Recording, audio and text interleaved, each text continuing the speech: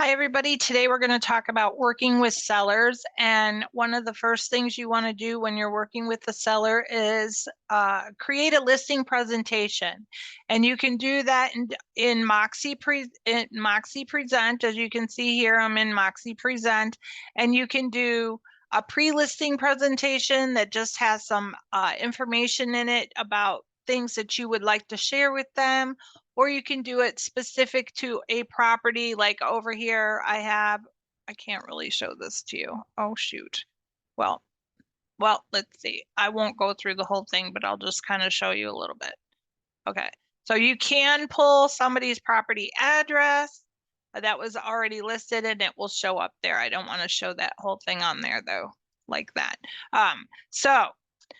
You can also include the comparable market analysis in your listing presentation if you want to.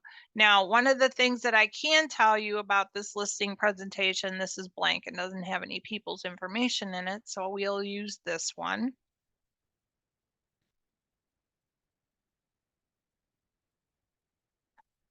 After it opens up here.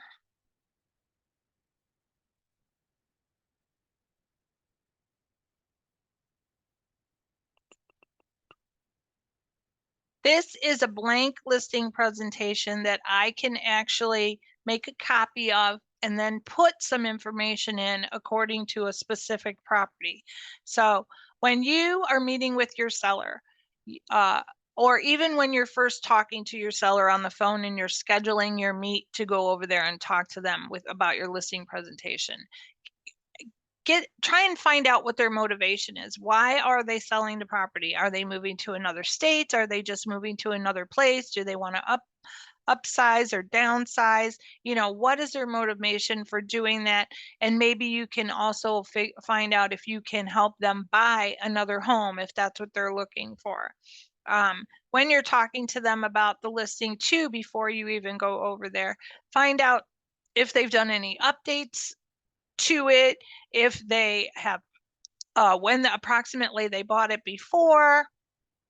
You know, create a conversation. You want to get to know these people as much as you can, and that way you can do a little bit of homework on the property. So by homework, I mean you want to go to your MLS and you want to look it up and see if it was ever listed there before, because that's going to give you a lot of information about the property.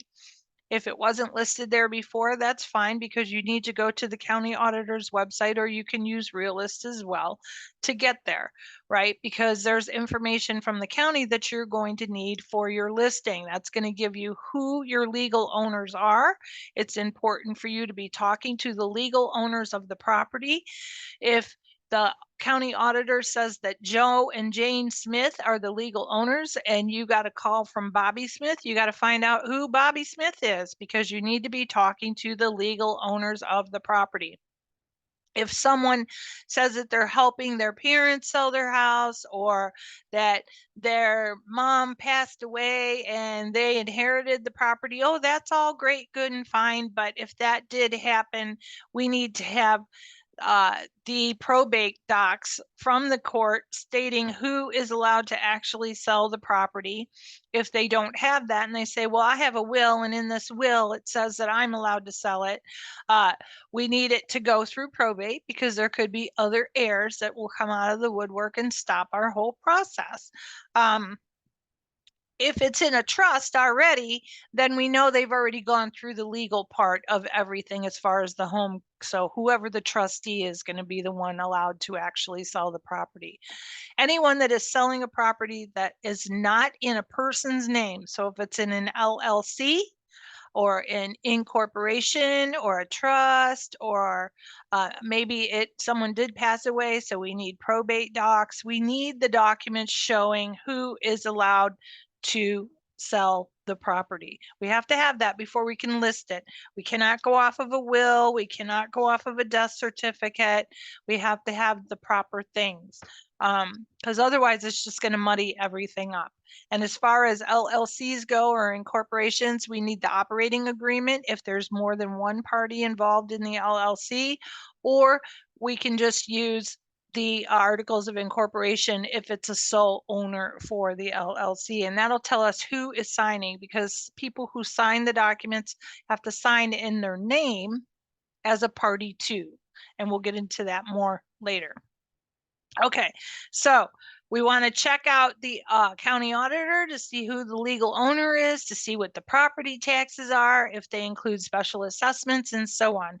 You also want to make sure that you're looking up where the property is located, because you may need to have a point of sale inspection. So on Homestar Office, you have two places. You have the Lake and Geauga County point of sale list. That's going to cover most of Lake and Geauga, and it will tell you if there's a point of sale to be required, yes or no, approximately how much it costs, who you're supposed to be contacting for that.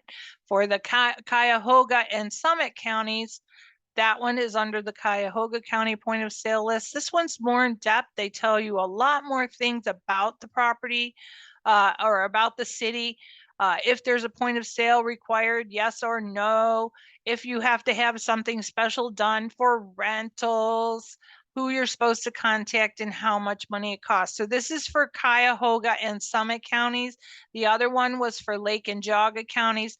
Those are the only two boards that have given us a real fine list. If you are selling a property in any other county, you need to look it up by municipality or contact the building department, but usually Google's pretty good. You can Google, does Macedonia have a point of sale inspection, and chances are it'll pop right up. But if you can't find it, then you just have to call the building department for that specific city and ask them. The point of sale inspection is needed in order for buyers to get their occupancy permit. So if you need to get more information on point of sales and what's supposed to happen with that and who's responsible for fixing things, we'll talk about that later. Right now, we're talking about working with sellers. So that's your first steps, right? Check it out on the MLS, check it out with the county auditor, see if a point of sale inspection is required. If it is, the seller's going to have to do that as soon as possible. So either as soon as you get it listed, or if you want to get it, the point of sale inspection done before you list it, maybe they have a few other things they want to do in the house at the same time, that's perfect. Because you need to tell the buyer's agent and the buyer, hopefully have a copy of it in the supplements. Okay, so getting your ducks in a row that way. When you go to meet the people at the house, you want to make sure that you're discussing, is the house ready to list, right? So do they need to do some cleanup in there? Do they need to declutter the house at all? Do they need to depersonalize the home?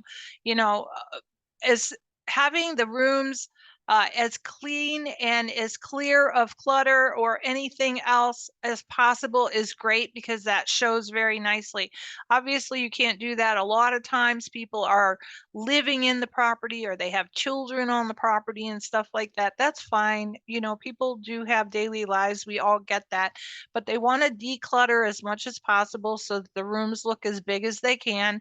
You want to make sure that they're depersonalizing things by taking trophies down or pictures down or photos of the people that live there, things like that. Because when the buyer's walking through the house,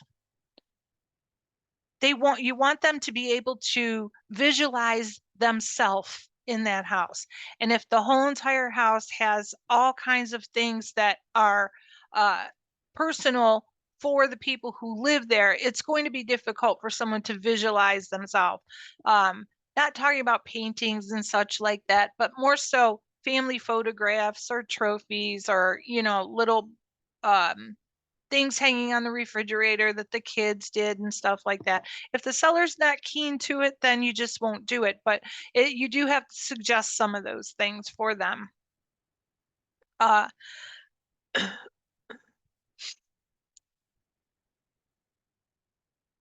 Go over your CMA, your comparable market analysis, with them, which you're going to include in your presentation. So I do have here This is Moxie Present. So this is where you can make listing presentations and buyers presentations, and they're already kind of done for you. You just have to grab the one that you like the best.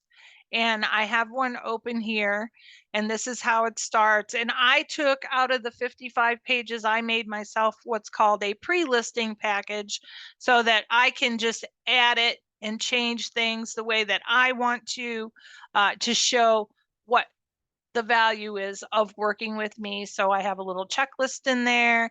I have what's important. I also talk about the listings being on 170 plus websites, which is your segue into the golden ruler and how you're going to send them a marketing report every single week, so they can see that you're actually trying, right? And then here's a piece about focus. So I'm all focused on them when I'm working with them. Here's a piece about the unique property site, which is your personal website for the house that also Century 21 creates for your people. That you don't have to do. There's also a piece for the Century 21 Home Concierge, so you can talk about that and their moving services and so on. So create your little presentation out of those 55 pages. You should only be pulling a few of them that gives good value. And then the other part of it you want to use for your comparable market analysis that you can embed in this just by pulling all of the information from the MLS. So if the house was ever listed in the MLS before, you can put in the address, it'll find it. Once you have your comparable market analysis information and you have all the houses that you want to put on your CMA, write down the MLS numbers for them. And in the comparable page, you just put them in there and it will pull all the data and put them on there. It'll make the listing location map for you and everything. It's really nice, actually. It's very nice. It does it all for you. It'll put all the property pricing on that page. It'll show everything. And then it'll also group it so that you can put, I don't know where the page was, your approximate market value. You'll be able to put a range there, a low, medium, and a high, or from here to here. And it's all based off of your comparables, and it gives you the numbers. You just have to pick them. So, and it makes a really nice thing that you can give to your sellers, right? And they can keep it. So that's a really nice one that's in Moxie Present. Okay, if you want more about that, we're going to actually be talking, doing a video on December 11th at noon with corporate on Moxie Presenter. You could go there and learn it on your own if you want to. There's a lot of videos and stuff.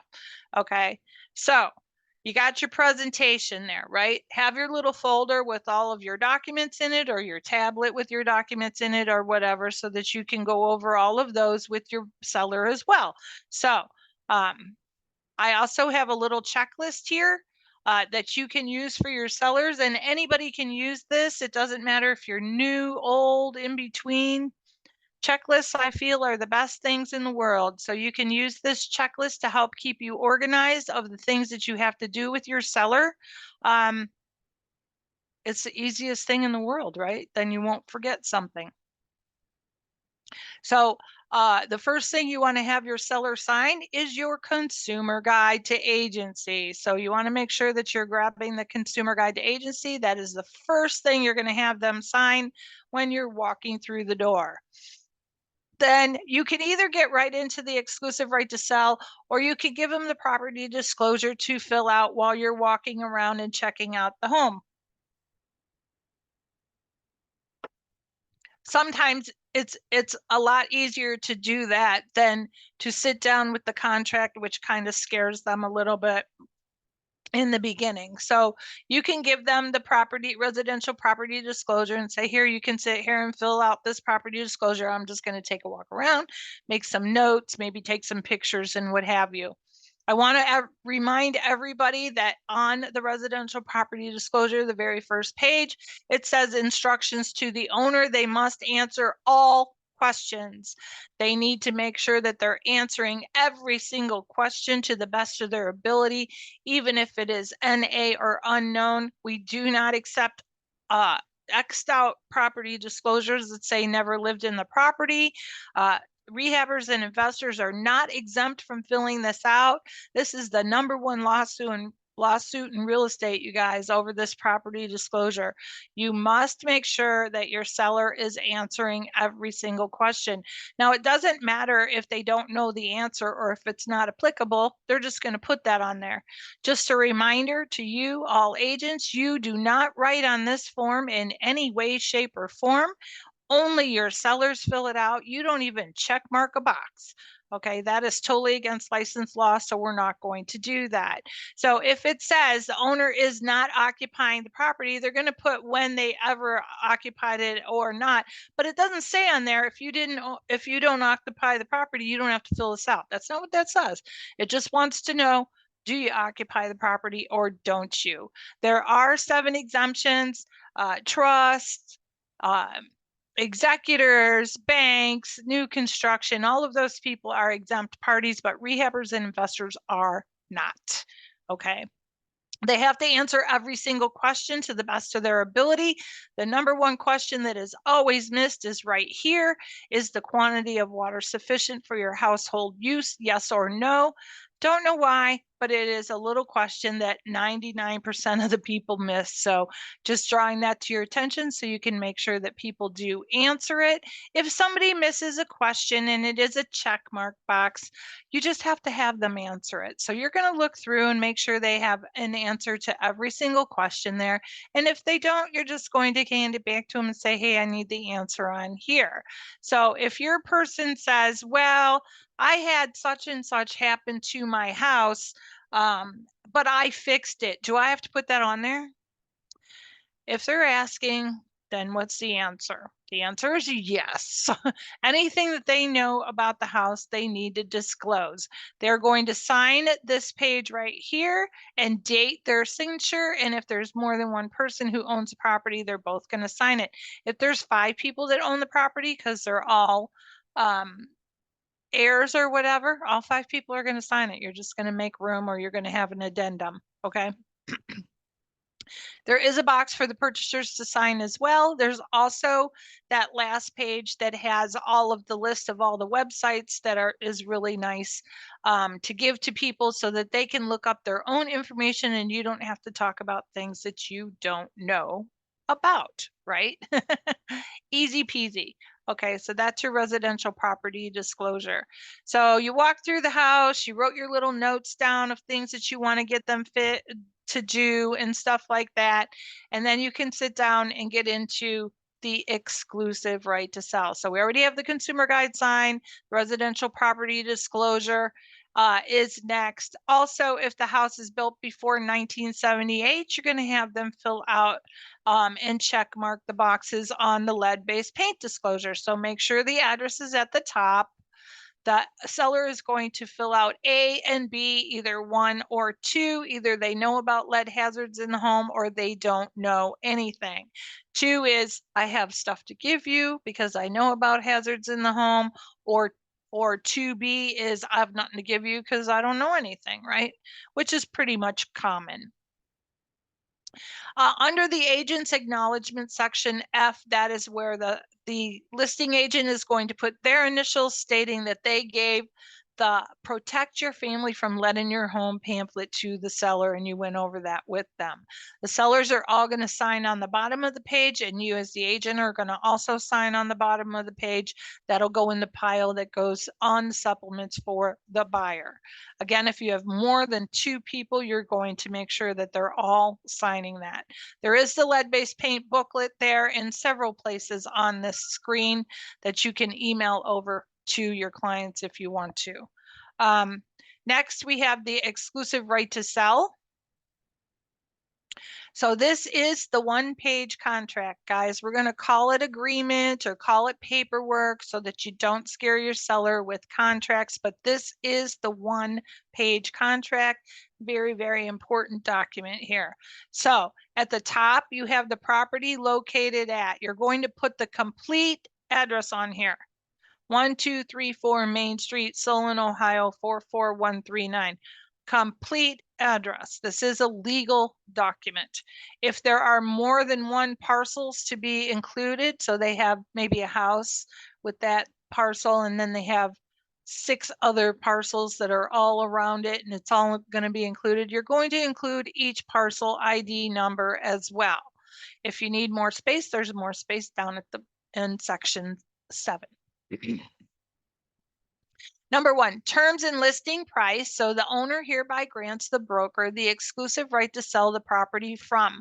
This is your list date. This starts our 48-hour clock with the MLS. So we need to make sure that we are putting this in to the MLS within 48 hours of this date. This is your through date. This is your expiration date. So the seller can have it expire whenever they want to, right? Generally about 6 months. Whoops, I'm sorry. I can't type. Generally about 6 months is what we go for now. If the seller says, well, why is it going to take you 6 months to sell my property? Hopefully it will not take 6 months, but we do have to leave the property up on the MLS during the whole entire process, right? So you might get a contract in 2 days or 3 days, which is absolutely wonderful, but it's not going to close in 2 days, right? It's not going to close it could possibly close in 30 days if it was cash, but most of the time it takes about 30 or 45 days for the deal to go through and all the inspections and everything else. So we have to leave it up during the whole entire time. Once the property does transfer, this contract is done anyway. So that's your expiration date. If someone says they only want to give you a 3-month listing, just take it because you can always extend the date. Okay. This is for the sum of, so this is how much they want to sell the property for. And this is going to be based off of your comparables from your comparable market analysis. We do not give anybody a specific number. We're going to show them what the market report shows, and they can make their own decisions from there. If somebody wants to list too high, maybe they go for the highest price that you have out there. That's fine. I mean, it's their choice. They can do that if they want to. You just need to make sure that you're reminding them that, you are now allowing everybody else in your neighborhood to come in and list underneath you and sell their house before you sell yours, because you're going to be waiting for a specific buyer that wants to pay that price. Try and get them to list where the majority of the houses are. So in that middle of the road range, if you possibly can, so that they can get multiple offers, especially if it's a hot market and there's not a whole lot of things going on in that area. We can talk more in depth about all of that if you have anything personally one-on-one. It's too hard to get into all that stuff with just a general video here. Okay, so for the sum of, and then number 2 is the brokerage fee. The owner agrees to pay the brokerage fee of, this is the total amount that you're charging your seller. So while commission is negotiable, we do have ceilings and we do have floors. We do not ever gouge our sellers and go over 7%. For many, many years now, the maximum that we've done for a residential property is 7% to the seller. Most people aren't even charging 7% to the seller anymore. They're only charging 6%, but that is the highest that you can go. You cannot go any higher than that. We have to be fair. Okay, so out of that total amount there, and we'll just use 6 for an example, it does say total commission being paid by the seller of the total sale price or a minimum fee of. So the minimum fee of section right here is only used if that applies, right? So 6% of $200,000 is $12,000, and that's pretty good. That's enough to split between you and the buyer's broker, so you don't really need to have a minimum fee. But if you wanted to have a minimum fee, you certainly could put or a minimum fee of $10,000 because it's whichever is greater. But most of the time, that minimum fee is reserved for things that are under $100,000, where 6 or 7% of $50,000 isn't very much money to have to split with a buyer's agent. So that's why you use your minimum there. If you don't want to put anything in there as a minimum because it's not going to apply, you could also put 0, or you could put a line through there, meaning it doesn't apply. Okay, because it does say whichever is greater plus the $350. That $350 is the fee that Century 21 Homestar charges all agents for buyers and sellers, although we give it to the buyer or the seller to pay, so you don't have to. But ultimately, you are responsible for that fee. If the seller doesn't pay it, it will come out of your commission. Then it says owner authorizes the broker to offer, and this section right here is what we're giving to the buyer's agent. So again, this is something that you have to talk to your seller about. It is negotiable, but we want to make sure that we are doing everything correctly and we're paying buyer's agents so that buyer's agents will bring buyers to our houses so that we can sell them. So for this particular instance, and if you want to get into a whole different conversation of does the seller have to pay a buyer's agent and such, this is not what we're talking about right now. We're talking about normalcy. So with normalcy, we're going to charge them 6%. And hey, Mr. Seller, by the way, out of that 6%, I have to pay the buyer's agent. So he will bring buyers to me. And so out of this percentage, I'm going to give them 3% on the first 100,000 of the deal, and then 2% on the balance. So in other words, for this particular property, if it sold for $200,000, you're going to pay them $3,000 on the first 100,000 and $2,000 on the balance. So out of that 12,000, they're going to get 5. Okay, I made it pretty easy so that it was easy math, but you understand. You could give them a straight 3 if you wanted to. You could split it in half and you each make $6,000. Okay, what you can't do is give them 1%. Because we are fair. We are a full service brokerage. We do not do 2% or 1%. We don't do that.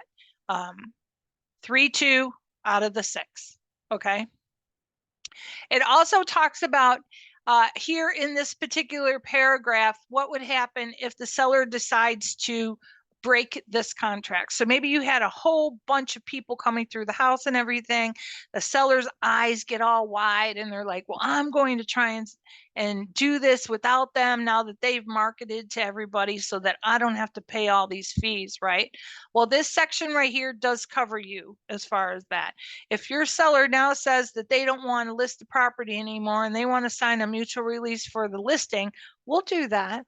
But on the mutual release for the listing, it does say you either have to pay Century 21 Homestar if you receive a buyer up into a certain date, or if the only other way that you don't have to pay them is if you are going to list with another brokerage, because we're not going to charge them if they're going to be paying another brokerage. So they can't use all of your marketing material and power to list a property and then sign a mutual release so that they don't have to pay anybody. Okay, including if it's for sale or for lease. If they change it into a lease agreement because they can't get it for sale, up at the top, it says exclusive right to sell/lease because they are still responsible to pay the commission. We can get into that more. If that's something like that happens, all you got to do is call me or Tony or anybody else. Okay. Marketing, we're going to put it out on the MLS, which is going to reach over 170 different websites, including Century 21 Homestar and century21.com. And we are going to be fair to everybody and follow the fair housing. We're also going to put a for sale sign in the yard. We're going to put a lockbox on the door and so on. Number 4, home warranty. So this is where the seller is agreeing to either pay for a home warranty, which are about $500, or not pay for a home warranty. Maybe they don't want to pay for a home warranty, so you would just be marking no. Okay. Excuse me. Number 5 is disclosure.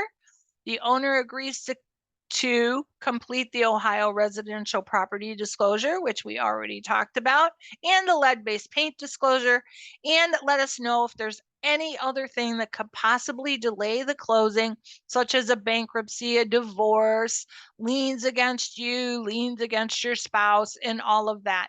All of those things would delay the closing. We would need to have the title company start working on them right away, so that's why we need to know.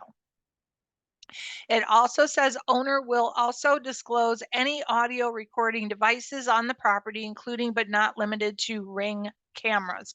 Very important that they tell us if they are video recording or audio recording people that are walking through their house.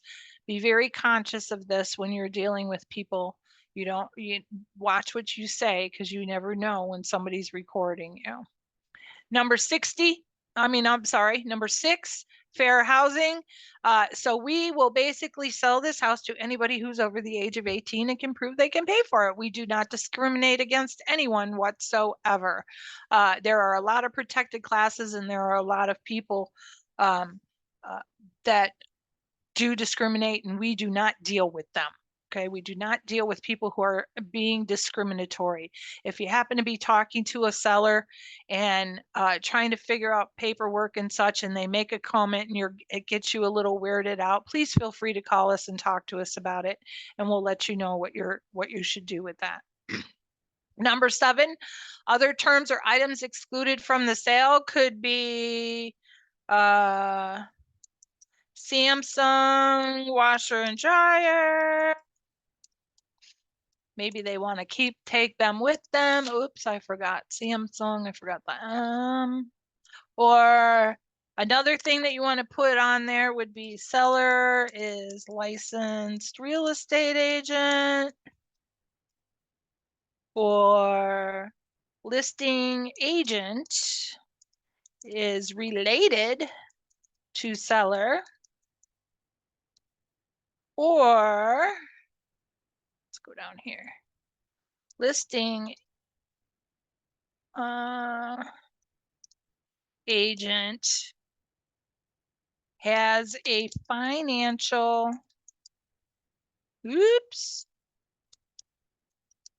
interest in the property. Why do you have to put that?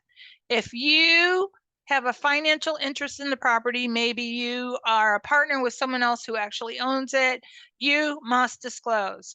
If you are the agent selling the property, you must disclose. If you are the agent who is representing a family member, you must disclose.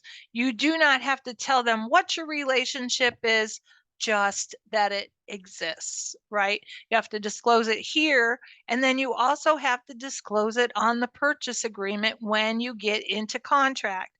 I've had several people say to me, but I had it listed on the MLS. I had it on the exclusive right. Buyers don't see that.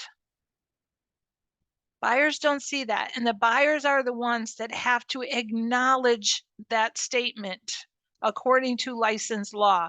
So it must go on the agency disclosure so they can sign that, or the purchase agreement so they can sign that. It's very simple.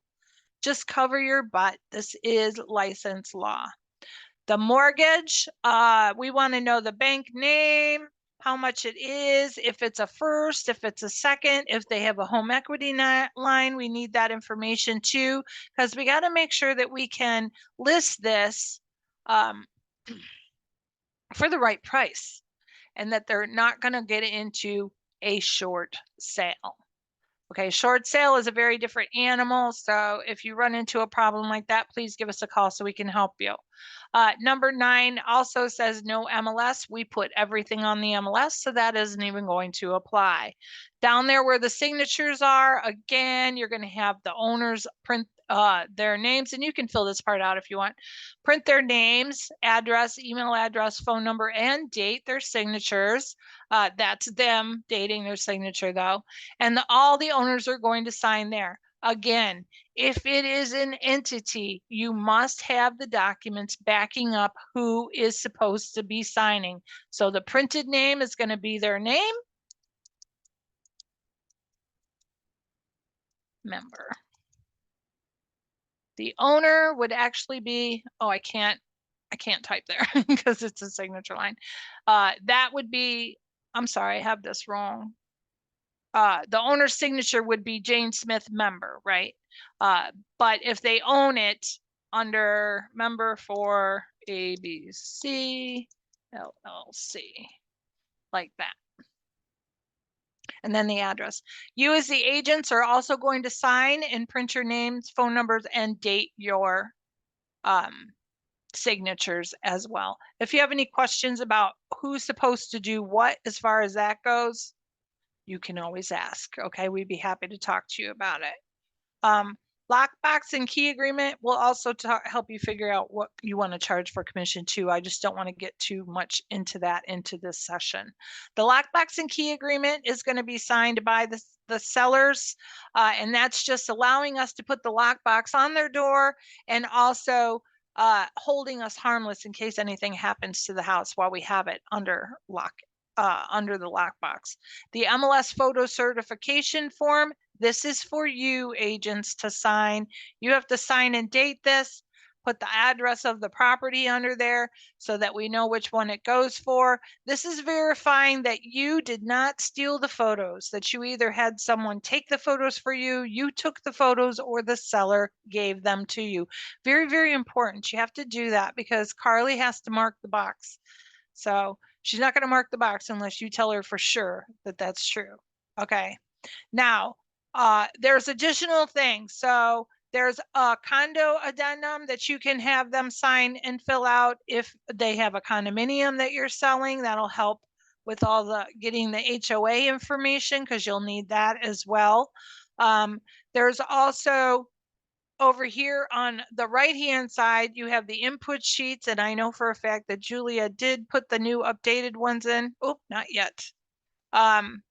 This is the MLS Now old input sheet. That's not the new one. I have the new one. Okay, so the new input sheets are like 12 pages long for the residential property. So don't get weirded out by that. It's the MLS. It has nothing to do with us. You have to fill out the information that is highlighted in red. So anything that's highlighted in red, we absolutely have to have the answer to. Of course, showing instructions are not highlighted in red, but we really need those information. So anything that is highlighted in red on any of the input sheets, we absolutely have. The rest of the stuff is just if you want to give it, you can. I will tell you that the more information that you provide for the listing, the better your listing looks. And you know that, right? So when you're scrolling through the MLS with your buyers and such, and you see a listing that has basically no information on it at all, it's kind of hard to make a guess if this is going to be the right thing for your buyer. And then plus buyers don't, they're like, well, I don't know anything about this property. We need to find out more, so always try and be as thorough as possible. Speed is not the name of the game. You want to make sure that everything is done correctly and precisely, and it shows importantly. So all of this stuff, including the photos. So when you take the pictures, you want to have those ready too, so that you can send everything to the c21homestar@gmail.com for Carly to have a complete picture to put in the MLS. Now, if you miss something, don't stress about it because that's what she's here for. She will tell you if you miss something. It's okay. She also knows the language that we should be using in our remarks. So you can write out your remarks as however you want to. Just know that there are buzzwords that she might have to change. So completely remodeled, totally renovated. She's going to change those because those you get into trouble with. You can have a renovated property. You can have a remodeled property. But if you haven't ripped it down to the studs and replaced the wiring and the plumbing and all that stuff, you have not completely renovated it. Okay, so watch those. Also, when you're putting new countertops, new flooring, new this, new that, new appliances, when were they new? We want the year of when they were new, because that also might be something to somebody else. So what you consider new does not mean that that is what another person would consider new, right? So if it was brand new in January of 2023, it's not new anymore. They've used it for, it's not brand new anymore. They've used it for almost 12 months, right? So just be conscientious of that. Everything that we do is to keep you out of trouble. So once you do have the listing sent over, Carly will put it in the MLS. As soon as it's in the MLS and the active, she will let you know what your MLS number is. And then you can go to your showing time and set up your showing instructions and put your lockbox code in and so on. We do not give lockbox codes out to anyone. We are always going to defer to you as the agent. So that's your basic steps for how to get the listing in. We haven't talked about anything else after that, but that's good for now. Of course, if you have any questions or you need help with anything, please, please, please don't hesitate to reach out to us. Hope you have a great day, and I'll talk to you soon.